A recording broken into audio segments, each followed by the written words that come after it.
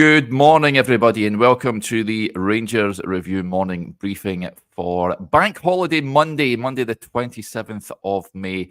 Just a normal Monday here at Rangers Review HQ. I'm joined by Chris Jack. How's it going, Chris?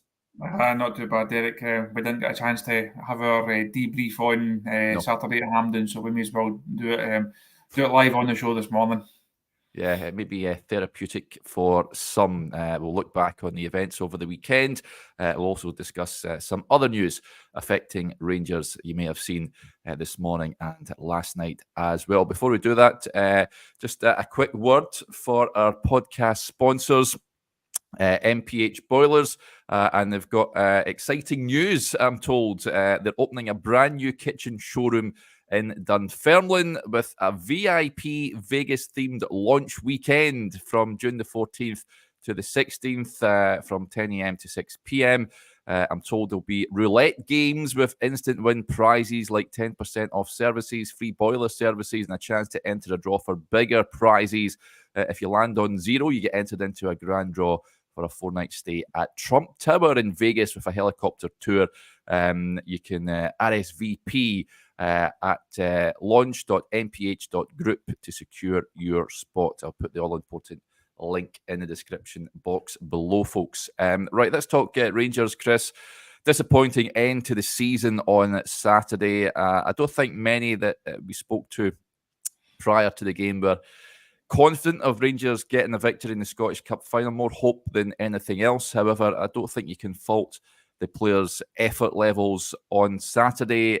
Sometimes, the quality is lacking. We know that, but the effort levels were certainly there at the weekend. Rangers denied a goal. It was ruled out Abdallah Sima from a corner after a check on VAR from Nick Walsh, and a real sucker punch at the tail end of the game when Jack Butland spilled a Bernardo shot and Adam Ida slotted home. He never really had much to do prior to that, but Rangers really knocked the stuffing out of them, and they really couldn't respond after that. A real gutting result at the end of what has been a disappointing season, Chris.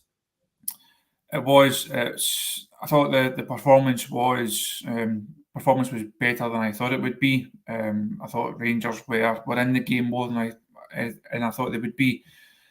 Like you say, there were very, very few people that I spoke to in the build-up a fortnight or so before it. I spoke to a lot of fans, spoke to a lot of people, and nobody had real faith in that squad that could go and produce a big performance and get a big result.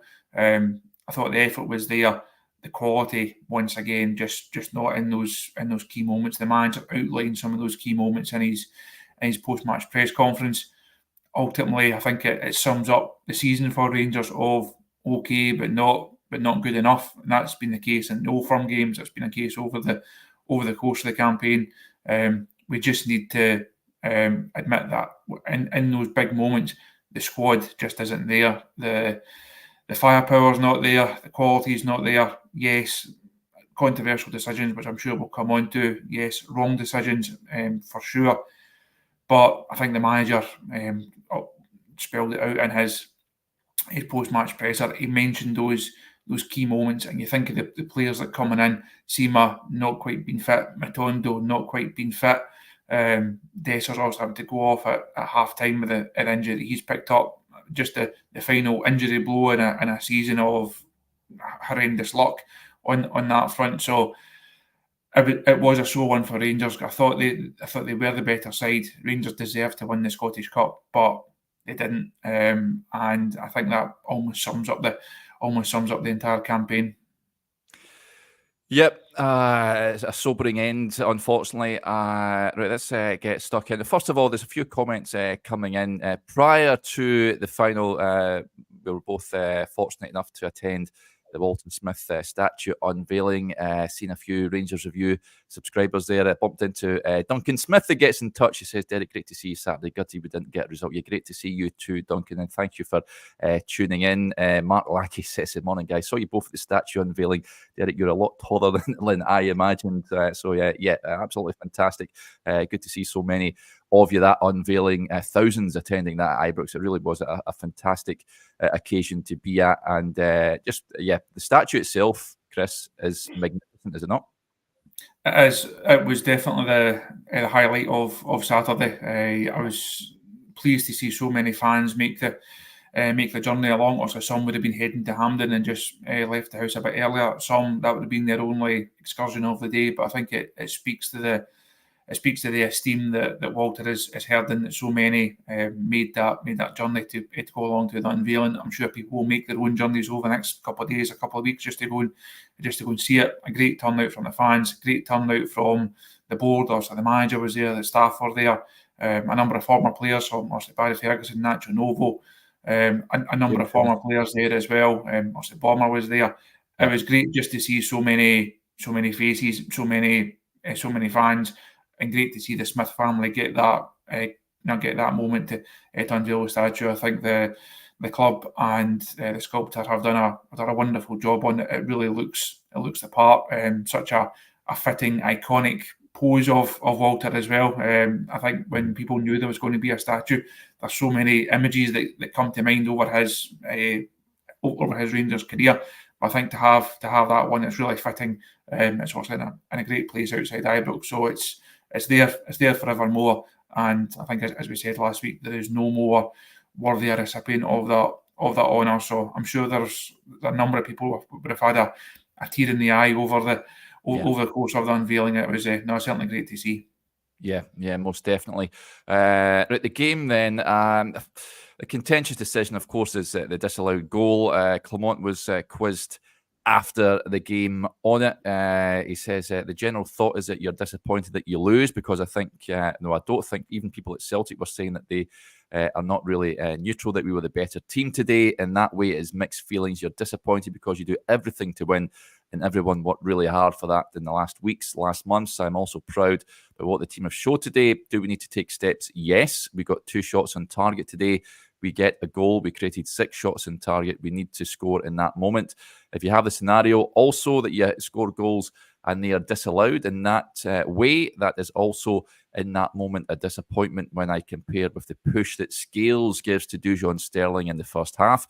It is a much bigger push than what happened with Joe Hart. If I see also how all the Celtic defenders are grabbing at my players and having their arms around their neck, around their waist, it is a really big call to make to disallow that goal.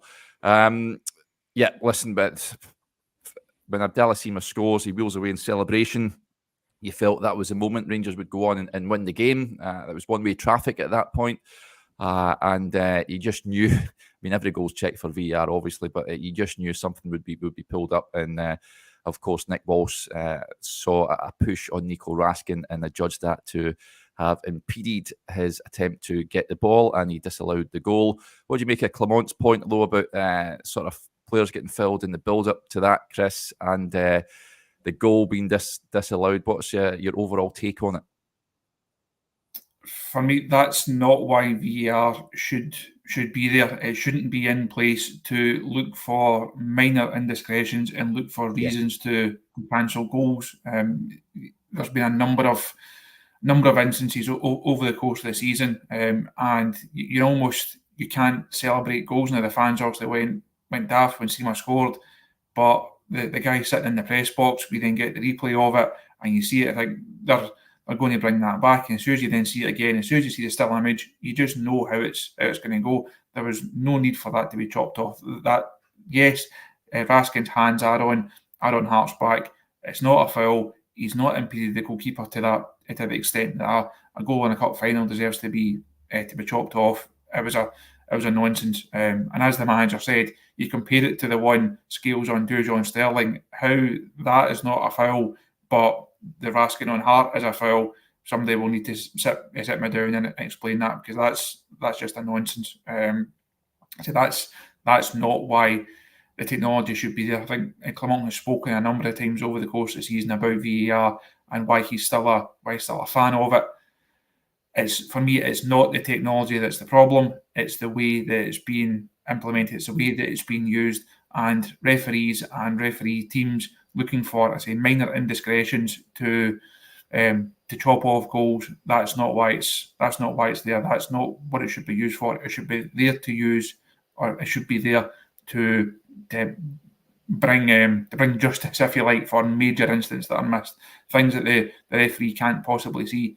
Nick Walsh was in a good position enough to see that, gave the goal first time around, therefore goal should stand. I'm also not convinced that the push from Raskin, as minor as it was, makes any difference to Joe Hart. I think Hart gets caught underneath it a wee bit. He's flapping at it, and obviously see my inputs in at the back post. For me, there's not enough in that at all, and I can fully understand why Rangers fans were upset, to say the least, by that, because I said the whole phase of play. That phase of play was a nonsense, and so you then compare it, as the manager did, to the Sterling one. How on earth can one be a foul to chop a goal off, but at the other end of the pitch, the other one's not a foul that Rangers don't get anything for?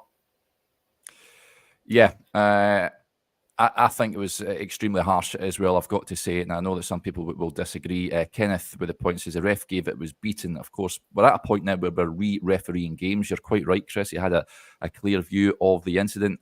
So why are we going to a guy in a studio somewhere with his decision? He's got a clear view of it. The goal should have stood, in my opinion. The issue on VAR is, I know people say, one of the arguments is it's not the technology, it's the people that are using it. Unfortunately, the people that are using it are not going away. So we're not going to get magically rustle up guys that can work it properly. So for me, I'd get it binned. Rangers and other clubs are paying a considerable amount of money for this every season, and Rangers, we've seen the reviews that come out every so often about errors and what have you. It's cost Rangers points. I think decisions like that on Saturday is a case in point why it needs ripped apart. It's ripping the soul out of the game for me, not just in Scotland but elsewhere. I think it's one of the reasons why Sweden have decided to give it the kibosh as well. But I thought that was really Rangers really hard done by with that decision. On the refereeing overall, I thought Nick Walsh had a poor game. You touched on the Sterling foul in the first half. How on earth he doesn't see that, I have no idea. I know Alan McGregor called out the linesman as well. What's he looking at? It's clear it's the most it's the most fouliest foul you'll ever see in your life. It's just crazy. Not to mention the yellow dished out to Dujon for a perfectly well-timed and good challenge on Greg Taylor. Amazingly booked and a free kick given against him. That could have ended up, if Celtic scored out of that, you can imagine what would unfold following that, Chris. Really, really poor decision making, and I think there was other moments in the game I thought was questionable. Seema getting booked when his leg was entangled in Alistair Johnston. He knew what he was doing, things like that. But I've seen supporters saying Rangers need to get more streetwise, if you like, on the pitch, like Celtic are, and get in the faces of the opponents, get players booked that shouldn't really have been booked and that sort of thing. Do Rangers need more of that in the team, do you reckon? I think being more streetwise is certainly part of the modern game these days, the dark arts, as some would call it. I think that's definitely something that managers have to consider. But being streetwise doesn't have an impact on any of those key decisions that you outlined there. Now, being streetwise doesn't somehow change the fact that Sterling should have got a foul for if they push in the back. You mentioned the Sterling one that he got booked for there. How that is a free kick, never mind a booking, is just staggering. It is never a booking in any day of the week. And I thought that basically summed up Nick Walsh's performance. I thought really didn't get to grips with the game. That moment, the two Sterling ones and the goal, they are big decisions. Now the goal's obviously the game-changing decision, but that doesn't mean to say that the other ones you then get a free pass for. I thought there's a number of ones that the referee got wrong. And once again, we've now, unsurprisingly, after every Old Firm game, once again we're now talking about the referee when we shouldn't have been, because the goal should have stood. Rangers should have, I think, if that goal stands, as the manager said post-match, Rangers are the only team that's going on to win that game. I've been really surprised if Celtic ever come back from that, because Rangers were the better side, certainly in the second half. They were the one in there in the ascendancy. And I've seen my scores in the goal stand. Rangers go on and win the Scottish Cup, and I say once again, we're now left to discuss refereeing decisions like we were after the Parkhead games, like we have been after the Ibrox games, and it's not the way that we wanted to end the season for a whole variety of reasons.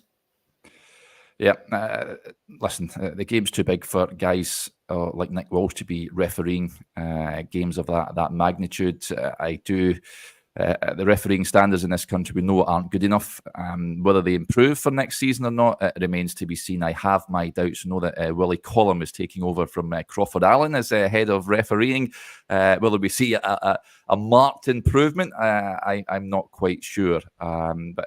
But on Instagram Live, Bobby raises the point we need the referees to come out and explain decisions like this. Said this many times before, Bobby. I totally agree with you. I don't understand why they don't do it. They're quick to come out. We heard from Don Robertson this season, of course, the Dens Park fracas. But things like this, I would, even if it's not just the referee, the head of refereeing, just to come out. Come out and tell us why big decisions are made. I know that Bobby Madden has come out and explain some of the big decisions in the game on his Instagram account. Why can't we have, if it's not the referee, Chris, the head of refereeing just coming out to try and give us an explanation why decisions are made? I think that would be a good thing. I really don't see the negative. I think the SFA and the referees would probably say we don't want to be creating headlines. We don't want to be giving newspapers and by giving websites headlines and giving them a reason to beat us with. But if there are things like the rules in so many ways are so nuanced now and have changed in so many ways over the last couple of seasons, if the referees are saying by the law, by the letter of the law, this is why we ruled out a goal out, or why there was a foul, or why it's a red card, I think it would only do the game and supporters of every club, not just the Rangers. It would do the game in this country good if they were to come out and explain that. Even if they did explain it, not every fan, not every manager, not every player is going to agree with it. But I think at least it gives a starting point. It allows us to understand their thought process and their way of thinking. Whether we then think they're right or not, that's then going to be up for debate. But I think it would definitely do the game a whole lot of good here, because it's nitpicking now. We're now at the stage. Things like the Raskin one, that's nitpicking. So we need to see, well, what is the thought process behind the VAR? Asking Nick Walsh to go and look at that, and Walsh then deciding that that's a big enough infringement to chop off a goal in a Scottish Cup final. So out of all the things that I think have to change with the use of VAR, I think that would certainly be a welcome one. Yep. Right.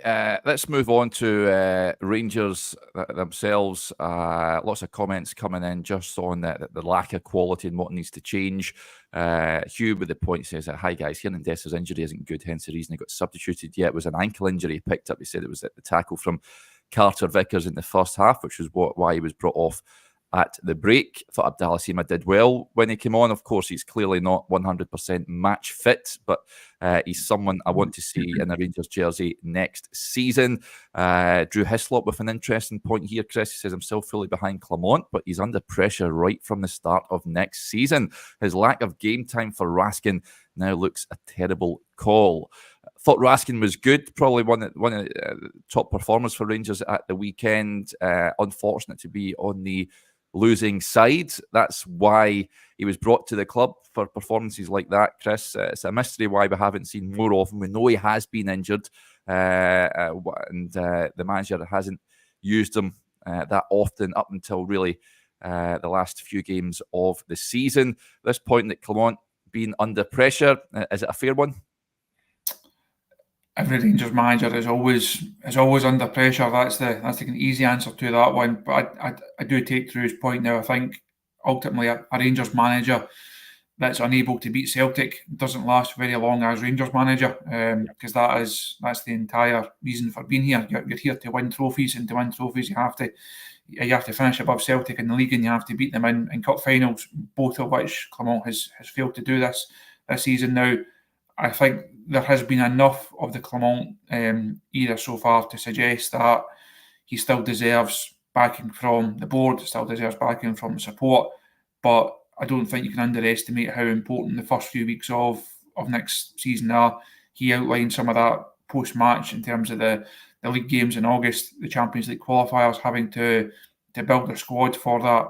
You then look at European games. The first ambition in that regard is to try and qualify for the Champions League. That would also have a huge financial implication for the club. But even more importantly, Rangers have to start well in terms of Premiership. That wasn't the case this season. Found themselves on the back foot, couldn't recover from that ultimately. Did a lot of good work, got themselves in a position, but there was too much work there to be done. The first Old Firm game is massive for Clement. I thought the performance on Saturday was better. I think he deserves a bit of credit for that, but the game didn't go Rangers' way. Rangers didn't win it, and that's the main takeaway. No matter the nuances within the 90 minutes, Old Firm cup finals, it's all about who wins at the end of 90 minutes and who's got the silverware. Celtic have 2 bits of silverware now. Rangers have to try and get them back. If they're going to get them back next season, they have to hit the ground running. We need to see this, whatever shape this new look squad is going to take. We need to see marked improvement, obviously in an injury front, and in terms of finishing, in terms of quality across the whole squad. Rangers have to be so much better in so many areas, and Clement really has to hit the ground running. Yep, a big summer ahead for Rangers. There's no doubt about it. It's going to be a summer of change as well. We've seen Hefty's already in the door. He was sitting a couple of rows below us at the game at Hampden. I was impressed by the Rangers support. He was looking over there a few times, and I'm sure he can't wait to get up and raring to go. We expect Jose Cordoba to follow suit. He waved an emotional goodbye to Levski Sofia. He was playing last night in their game against Ludo Goretz, and so it looked like he was waving an emotional goodbye to his teammates. So he also looks to be heading to Ibrox. Norwich City are also keen on him, but it looks like Rangers have won the race for the Panama International. There will be more coming in the door as well. Rangers need quality. There was a comment coming in. This one from Alan's an interesting one. I think middle to front, well, forward areas more than the midfield. I like that midfield at the weekend. I know people are some would like to see Todd Cantwell being moved on.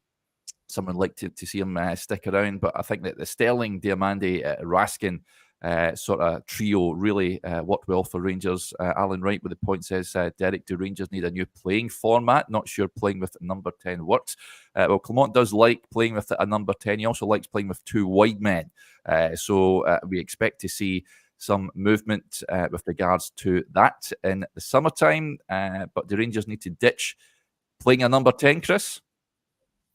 I think if they're going to persist with it, if this is the way the manager sees Rangers progressing, and this is the system he's going to use, I think they need a real upgrade in that area. I'm working on a piece for tomorrow, going through the squad, looking at who stays, who goes, who's been good, who's been bad.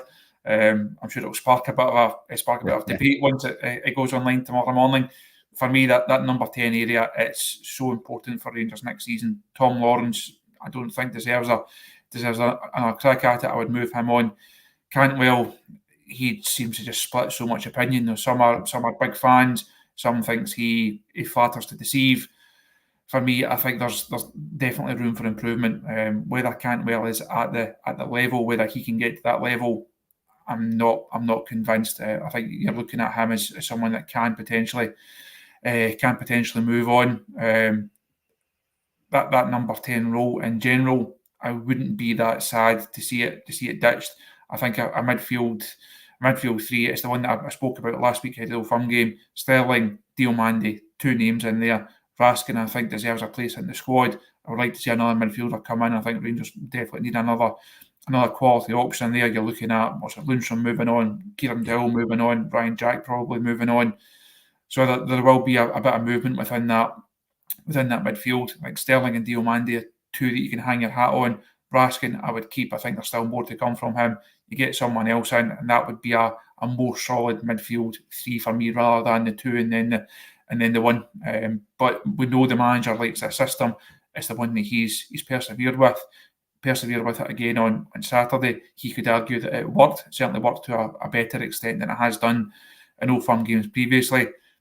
Celtic games for me, I would still change it. Certain games at Ibrox or certain games domestically, I think you can stick with it. But I would like to see him be slightly more flexible in the system. And if he is going to stick with it, certainly see an improvement in that in terms of the quality within that position. The issue on James Tavernier, I know the Saudi clubs have been linked with a move for both he and Connor Goldson. Chris, Tavernier for me, I think it's time for a parting of the ways. The thing with me, I know a lot of supporters feel that Tav should be moved on. If you don't get a buyer for him, he's sticking around for me. You don't just get rid of players. Can you see him lining up for Rangers next season? The situation with Tav, I think that's Clement's biggest headache, if you like. It's certainly the biggest question he has to answer. If you talk of an end of a cycle, if you talk of a rebuild and significant ins and outs, which we'll expect over the course of this summer transfer window, there is no bigger statement of intent, if you like, whether you keep your captain or whether you sell your captain. I said a few weeks ago when the topic came up about Tav and Goldson, I thought we could get at least another season, maybe two out of Tav. Had my doubts whether that would be the case with Connor Goldson. The last couple of weeks, Tav has really struggled. It wasn't at it at all on Saturday. I thought it looked really sluggish. Just didn't get into the game at all. Didn't really influence the game at all. And I think you're now at the stage of 32. How much longer do you give him? If you give him one more season and he gets his testimonial, is that then the moment to move him on, or do you be really ruthless and say, sorry, James, but there's been too many. For all the highs, for all the Seville and 55 and winning cups and scoring so many goals and creating so many chances and getting so many assists, there's a lot still to like about Tav. But ultimately, I think there's now more and more people that are on the other side of the conversation, and it's a really interesting situation for the manager. Big call has to be made, and he will live or die on that decision. Almost so many big ones have to be made over the course of the window. But if you're going to either put your faith in Tav, you have to be so sure that he's going to deliver for you next season. If you decide that it's time to move on, it's a big call to shift on the Rangers captain. So really interesting to see how the manager plays it. Yep, totally agree. Listen, if no bid is made, he'll be part of the squad next season. There is an argument whether the captaincy should be handed over to someone else as well. I totally understand that. Also, but yeah, a summer of change is on the way. Damien with the point, and interestingly says, Tav leaves, who are you making captain and vice? Well, just on players that are there that you think are going to be part of it next season. I mean, Jack Butland would stand out as a potential captain, but whether he stays at Rangers for next season, it remains to be seen. Others, we've heard that John Suter is a leader in the dressing room, but is he captain material for Rangers? What about Dujon Sterling? I've seen a few shouts for Dujon getting the armband, but that is going to be a big call for the manager. It might be a case of someone coming in, Chris, with that experience and leadership qualities to take over. Not averse to that. I think if the manager does his homework and he is confident that someone that he signs has the required personality, has the required leadership capabilities, I don't mind someone fresh to the club then getting the armband. I see a lot of people saying Sterling. I think he's one that jumps out. Another one who perhaps leads by example more than his words. Butland again is also going to be a candidate, but I'm sure there'll be a number of conversations over the next few weeks that we'll have regarding Jack Butland. Apart from that, there's not many guys within that group that stand out. Mainly because it's hard to tell who will actually definitely be here. I think we will see a number of players moved on, also out of contract guys move on. I wouldn't have a problem if the manager says he is sure that someone can come in and help mould a squad. It's going to be obviously a stalwart of the side. I wouldn't have a problem with somebody else getting it, but there's, as it stands, there is still a captain in situ, and the manager has to make that decision before he makes another one. Yeah.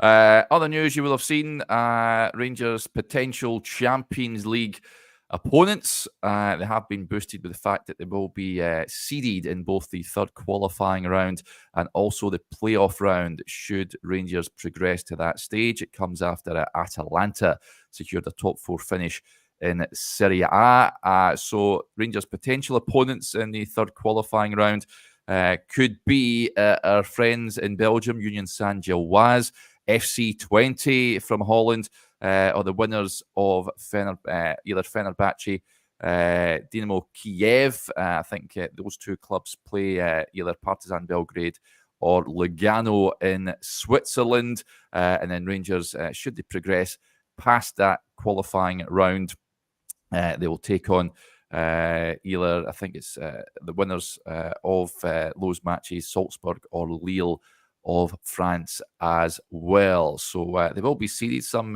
tasty ties, potentially tasty fixtures in there. I don't fancy a trip to Istanbul to take on Fenerbahce, I've got to admit. Dynamo Kiev, of course, play on neutral ground. I think fancy Rangers against them. Union Saint-Gilloise have improved since taking on Rangers a couple of seasons ago. FC 20, I've not seen much of them. There will be a good outfit, but I'd fancy Rangers up against them. But listen, it's going to be a really, really, it's really key that Rangers kick off the season in confident mood, Chris.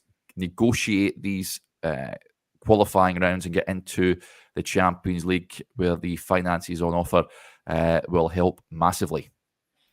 It's so difficult to try and plot Rangers' path through these ties because we have no idea what the Rangers side will look like by the time these games come around.